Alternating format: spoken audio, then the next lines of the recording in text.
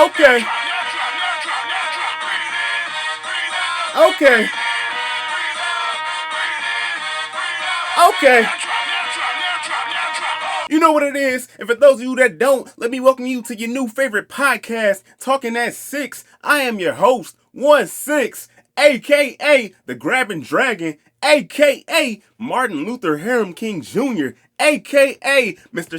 Susio, aka Dragon Ball Double D, aka look at those Magumbos, aka Over the Shoulder Boulders, minus the holder, aka Take on Bitty and Pray That Once, aka Itty Bitty Titty Committee is fine as long as your itty bitty titty got it behind. Swerving, I think I need a lane or two, run a train or two, man, I stay in the mood. Drinking whiskey, what I came to do. So famous, I came with a kangaroo and a bathing suit. Shout out to Prof. AKA them things stinging. AKA the Grand Tetons and a tube top. AKA no cat girls. She a badass though. Okay, one cat girl. AKA that circle around the skittle in the middle you put in your mouth. Shout out to the 816 boys.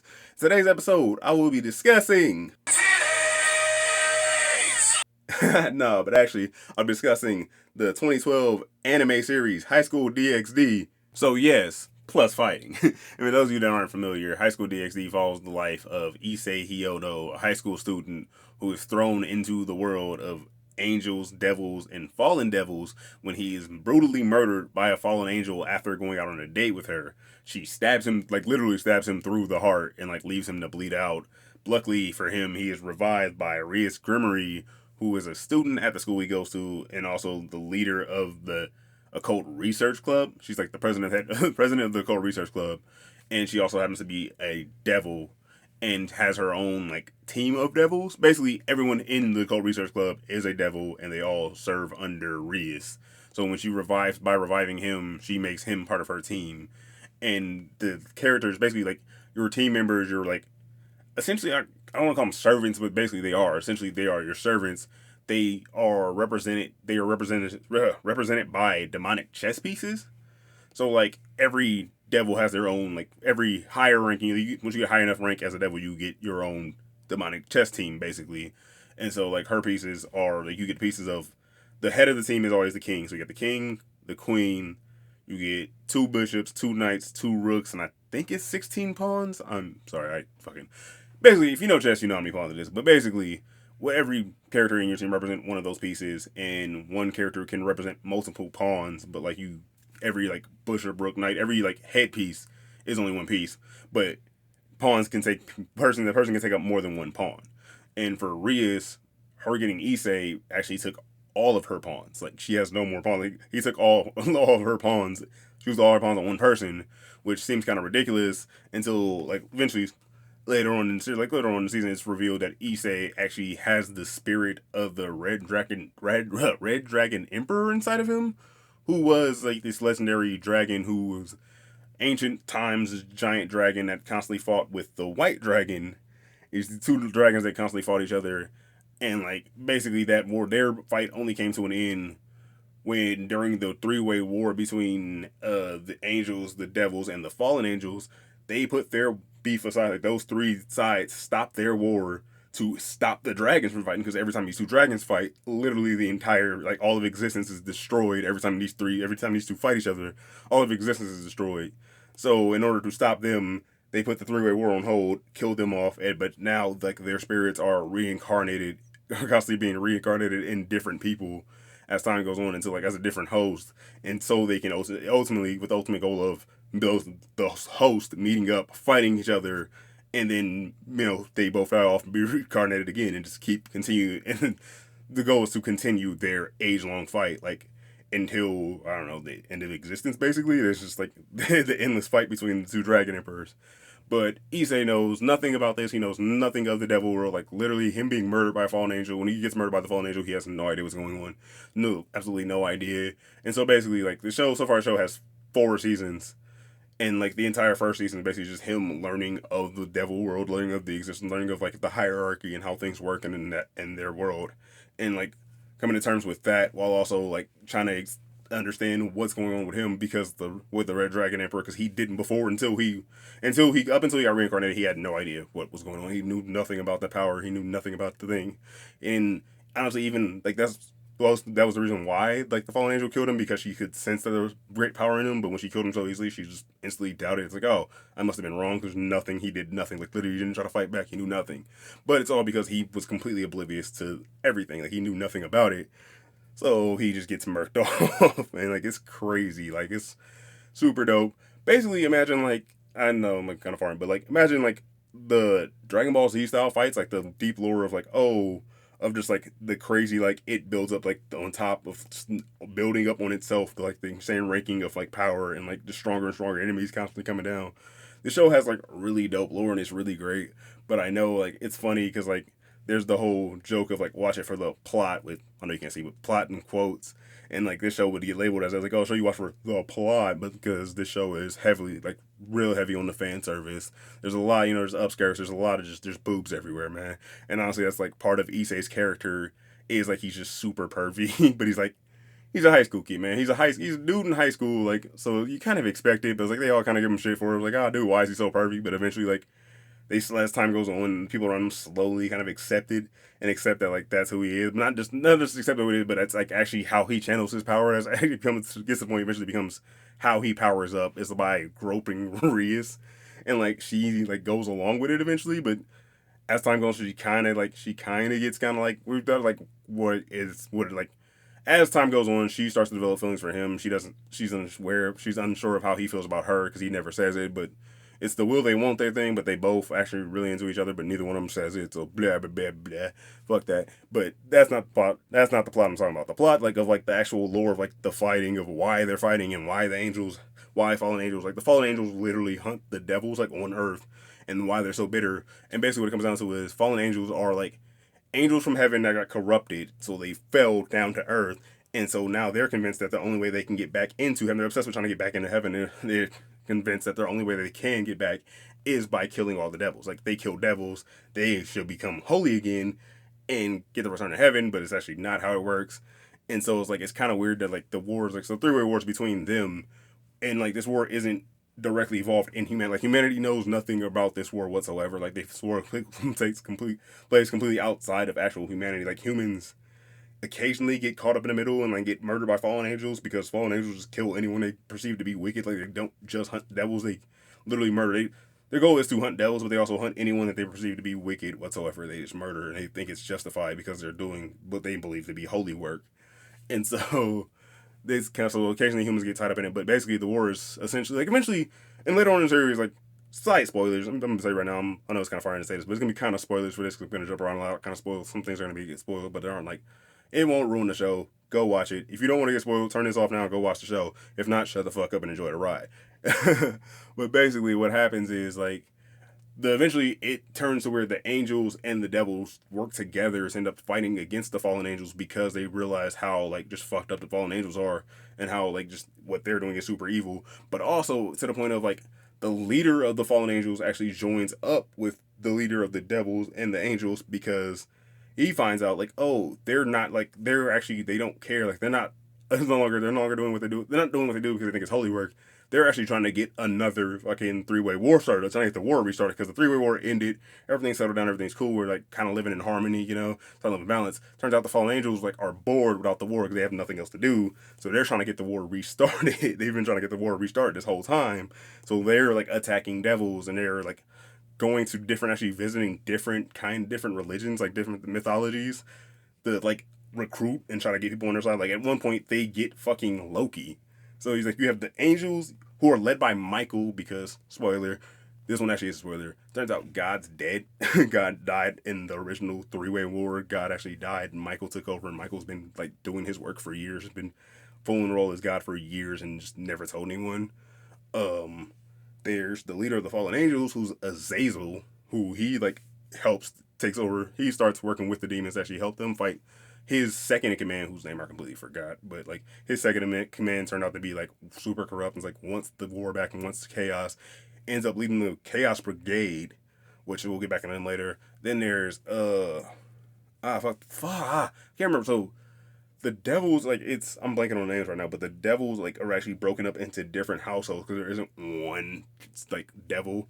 There's like Lucifer. There's Beelzebub. What is it? What is it? Anyway, the one starts with a B. Like, basically, the devil, different devil families took over. Like, as the actual devil like died, there's like 7 like pillars of the underworld, and those are like these powerful devil families actually take the head of the, as like the head of that household takes over for that. So like they work together to actually control the underworld. So there isn't one set leader. So there's multiple households, and then like there's also like chaos and unrest within that because there's people who aren't happy with that with the ranking system of the devil ranking system, because basically anytime you have a position of power, the people on the bottom hate the top. The top, tries to do the best they can, but there's always going to be people that necessarily don't like it, or not even just don't like the system, just don't like that they're not at the top. They don't care. There's isn't with the system. There's some is they're not on top. So you got that going on. It's within, like, you got that issue going on within that world. But at one point, they do all come together to fight Loki, which they team up with Odin because at this point the fallen angels like are going out and recruiting outside help. They can recruit Loki or whatever, and so the team, the council of of the 3-way war or whatever, the other council, the rest of the character, the rest of the beings, I guess, I don't know, like they don't have a like overarching label for all of them together. Basically, they go to Odin for help because they find out the Chaos Brigade is getting Loki, so they go to him for help to help fight Loki. So they get them to team up against the Chaos Brigade to like get outside help too. And like that fight is fucking nuts, dude. It's super crazy. Like this whole fight takes place in the underworld, which I think it's in season 2, either 2 or 3. I think it's season 2, and it's like the entire season takes place in the underworld, and like this giant fight with Loki, and like these giant wolves and like snakes and just massive like at one point they fight like basically Godzilla, but like it's like a dragon. It's like a dragon of the underworld. It's like massive dragon to like train to help the devils, like help Reus's team train. They fight this giant dragon. He helps them get stronger so they can be ready for whatever. Like while they're training, Loki pops up and they fight Loki, and it's insane. And at one point, Odin's assistant, Rose Visa, who's a Valkyrie, she eventually like Odin, like she's like Logan, she's Odin's assistant. He's basically she's basically Odin's right hand. Like she's his main assistant. He fucking leaves her on Earth when he goes back. Like he leaves without taking her with him, and so like she gets left on Earth. She gets abandoned by abandoned by Odin, and eventually she joins Reus's team as, I want to say she's a rook. She joins Reus's team as one of her rooks because like Reus feels like they feel bad for her. Plus she's really powerful, but like Odin left and it didn't come back for her. In fact, not just he didn't come back for her, he comes back to Japan at one point and then leaves again. He comes back to Japan at one point, doesn't see her, and then leaves again. Well, like he's not looking for her in any way. He came back to go to a strip club because turns out, guess what? Odin loves titties too, because pretty much every guy in this series is just obsessed with boobs and loves them. That's why they're fucking everywhere. Like I said, the show is super heavy on the fan service, but also it does have like a really dope storyline. If you can get through that, like I'm not gonna lie, the first time I tried to watch the show, I got like 1.5 episodes in and it was like I couldn't do it. It was just too much. The character, like, Issei does start off kind of unlikable. Like, I hate to say it, but he does start off kind of like he's almost too much. It's too heavy on, like, okay, yeah, we get it. He's all pervy and shit, but it's literally, like, him and his 2 best friends is, like, all they talk about is sex. But they're fucking losers. Like, these loser dudes are, like, girls don't like them because they're creepy, because they're fucking too open about it, right? And, like, they're just obsessed, and they just fucking all they do is, like, sit around and watch porn together and shit, and it's just, like, I get it's like played up to be comedic, but it's almost like, damn, it's like it's too far without being actually funny. Like it's so too far, like so too much that it's like it's just you feel bad for them more than you laugh at them because like it's less comedic and more just sad. Honestly, it's kind of tragic. But like as like time goes on, he doesn't necessarily abandon his friends, but he starts spending more time with the occult research club because like the whole like devil thing, he has to be like he keeps a secret. You don't have to be secret about that. So like the only ones who know he's the devil is the occult research club. So he starts spending more time with them and like working with them, and because they know who he is and they know his world. But like his best friends are still there because they all still go to the same school. Excuse me. So he still does see his friends occasionally, and like it kind of builds up a storyline with him. Not necessarily sort of a little plot device of like his friends are all mad at him because like all the girls in the research club are like super hot, And so like he goes from being like he was originally he was just a loser like them. Now he's hanging out with all these like super hot girls, and he won't tell them why, and he doesn't help them. He's like, where are all these girls? Like, all these girls know you, and you won't introduce them to them, and like they all threaten to beat the shit out of him and shit. And like it's funny, but he has this one friend that really fucking pisses me off. Like not necessarily like not offended, just like oh my god, it's so like it's bad writing in the sense of the show came out like it sounds like basically dude sounds like fucking early '90s like slang almost like oh my god like people thought like was hip in the '90s with like middle aged people thought was like oh cool in the '90s for a kid in the '90s talk like he's basically what he talks like he uses like all this slang and shit but it's like to the point of like it's too much because like it shows in Japan. This is a Japanese kid. Why the fuck is he talking like he's from like South Central in the '90s? Not necessarily '90s slang, but like he's talking like some inner city youth from America, but it's like this Japanese dude, and it's not even like oh like he's just hip hop. It's like no, it's just the fucking way he talks. It doesn't sound like it sounds stupid. Like it's not even necessarily like oh, it's not necessarily like offensive and like oh like you like trying to be black or anything. It's just it's sad in the sense of like it seems like he just seems really out of touch. Like it's not that he like uses slang; it's the amount of it he uses. Like he uses that shit too much to the point of like, oh my god, like this whole sentence sounds like a joke. Like even when he's like saying simple shit, just like dog, you're trying. Like this whole thing, like you saw someone like this in real life, you would just fucking walk away from. Like it feels like he's trying too hard, trying way too hard. But like I don't know. I guess like they're barely in the show, so it works. You'll get past it. You can get past it. Like it's watchable. But like there's the members of the Code Research Club are Rias, Akano, who's like half angel. Her father was a fallen angel. Her mom was a human, and so she when she got turned into a devil. So now she became a devil. So she has wings. She has one fallen angel wing, which is like black, like basically imagine an angel wing, but like with black feathers. Dope as fuck. And then she has one demon wing, which is kind of like like almost like crazy like bat wing almost. So like her one wing, she's both wings are like both one wing on both sides. She has like one of each wing, and her wings are they're really fucking sick. There's Kaneko, who's like basically like a mystical, like she's a cat girl, which she's the exception to the rule of no cat girls, because she's actually like super fucking strong and like crazy badass. But also turns out she's like not just like oh she's obsessed with cats, like she's weird monster thing. She's like this mythical, like mythological creature, basically. They're like her and her sister are basically like really powerful, like beings of like I don't even understand. I don't even fully understand. Like there's an episode about her backstory. I don't fully comprehend what happened, but it's basically like they're basically like deities. Like they're not humans. They're basically like cat deities that are basically gods almost. And then like she got abandoned by her sister, so Rias took her in and like treated her like basically treated her like her little sister, like she was her little sister, and then made her part of her her devil team. So now she's a devil. There's Kiba, who's like one of the only other dudes. There's only three dudes on the team. Is Issei, Kiba, and there's one other one. We'll get them later. But Kiba is like a sword fighter, and he was part of these like experiments by this group who were trying to find someone who could wield Excalibur. Like they're running experiments on kids trying to get someone who was capable of using Excalibur, which Excalibur exists in this universe, and it's a holy sword. And like holy swords are basically like one of the only things that can kill demons. Like holy swords wreck the fuck out of demons. They're extremely powerful, but you have to be like extremely powerful to use them. And like basically all his friends in that experiment got murdered. Like he's the only one that escaped. Like he broke out. All his other friends got killed. Like he barely escaped. He was like out in the woods in the snow dying when Rias found him, and she revived him, made him part of her team, and like basically help him get like revenge on the people who wronged him, who almost murdered him, trying to make him an Excalibur, make him capable of using Excalibur. But also in that process, he also like got really good at like sword fighting. Like he's really badass sword fighter. He's really good with a sword. He's really fucking crazy. He's super strong. There's Azia, who's a bishop on the team. She's a healer. She's the healer of the team. I actually don't think she ever actually fights. Her only value in fights is healing, but she's like really nice and really sweet. And her whole thing was, I think she was a nun, kind of, or like on the verge of becoming a nun. She's super religious. She was like super into the church. She came to town, like literally when she came to the town that everyone lives in, the first person she meets, that's the first person she meets is Issei. And like, he's like being really nice, showing her around town and shit. But like, this is after he just became a devil, so he didn't really understand the rules and shit. And eventually, basically, it turns out she's working with this guy who's like who's like this insane, like, he's a corrupted priest.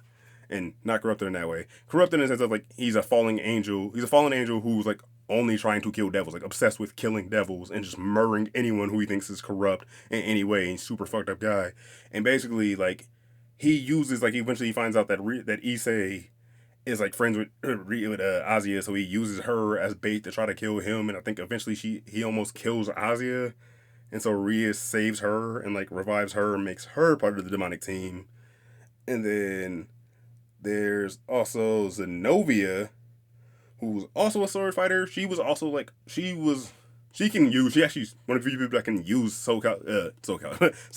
Dope game. Shout out to Soul Calibur. She can use Excalibur, but like so these swords of the original Excalibur, there's like from the shards of the original Excalibur, there were a bunch of holy swords made, and she has one of them, and like her whole goal was to track down all the shards and make it Excalibur, all the shards of Excalibur, and track down all the Excalibur users and make Excalibur into one holy sword, one giant holy sword again. And like she was also working. I think she wasn't working for Fallen. She was actually working with like this church organization. It turns out they were corrupt. So eventually she leaves it, becomes part of Reyes' team. So she's like one of the two holy people in the team, which I think in like season 2, eventually they work it out where they find out God's dead and actually talk with Michael, because as a devil you can't pray. Like literally her and Azia like are, you know, they were in the church, they super believe in the religion. Like their religion means a lot to them. And so but anytime they try to pray or they think about God or they even say the word God, like it literally hurts them. Like praying causes them actual physical pain because they're demons. So eventually they work out a deal with like Michael. After Michael like decides to work with them and like they're all cool with it over, he grants them the ability to be able to pray even though they're demons. He gives them the ability to pray without it hurting them, and so that actually like works out for them and makes them happier.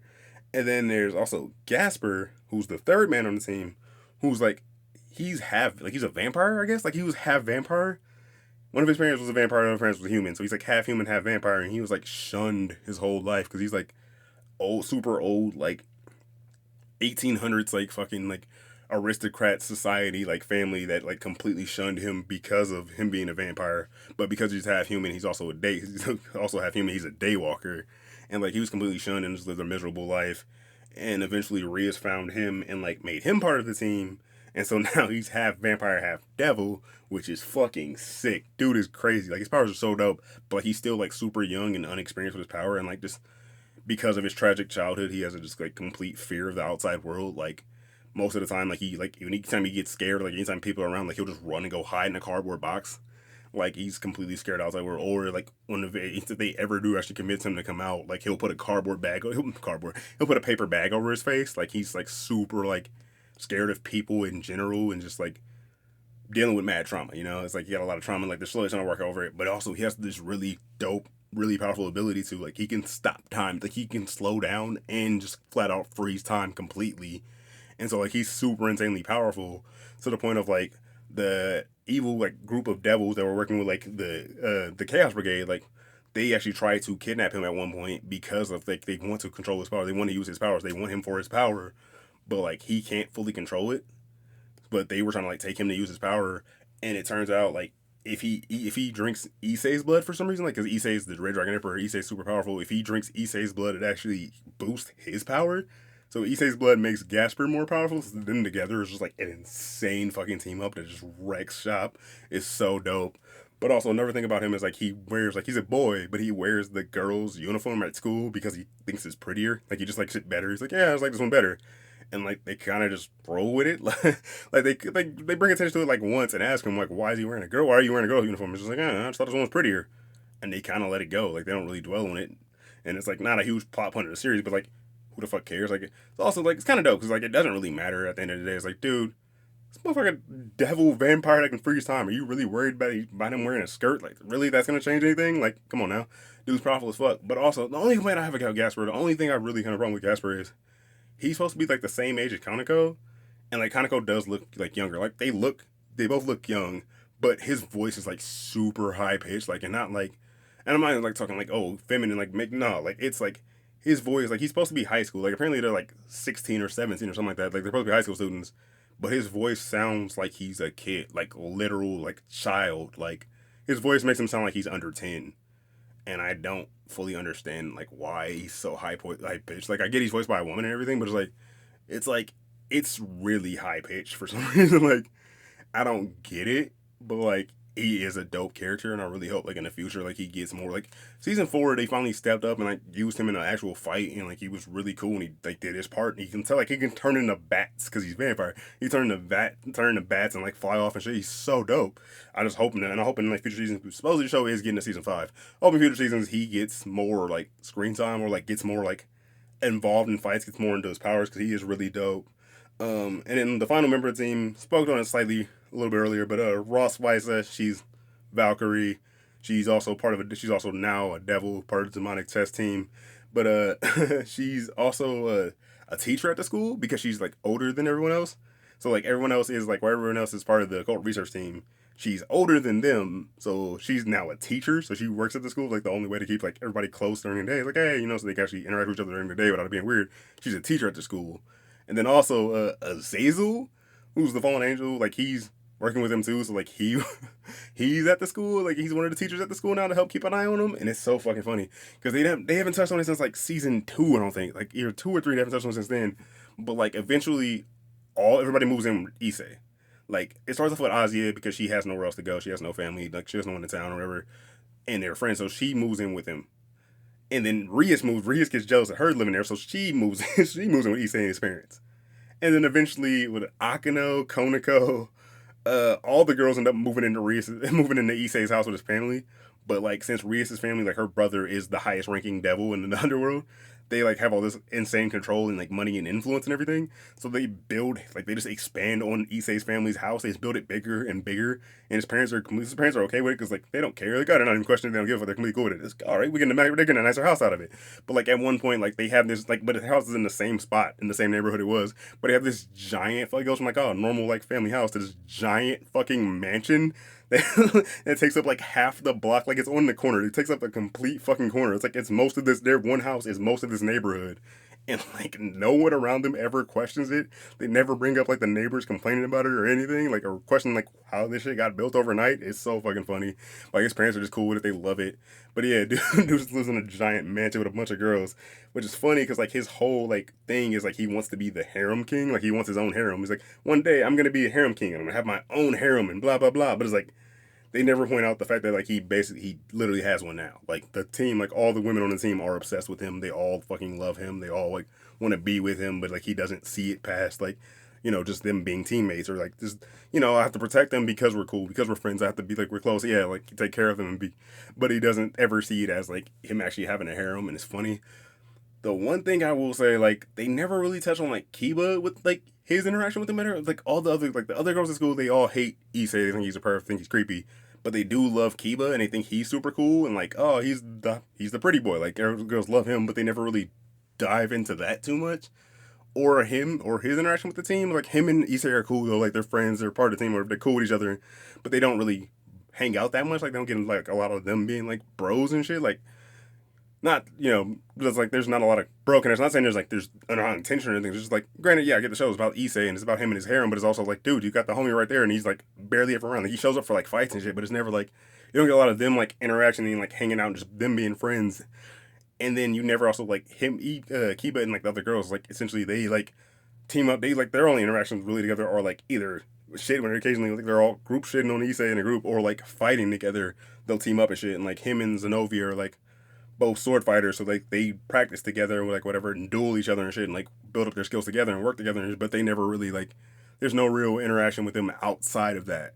There's no interaction with Kiba like with most Kiba like outside of like him fighting basically. Like you get the episode of like that shows his backstory, but then outside of that you don't really get him as a key point of most storylines and never really dives into that. And I get it, the show's about Issei, but it's like I feel like some of the other characters could use a little more shine. Like that's all I'm saying.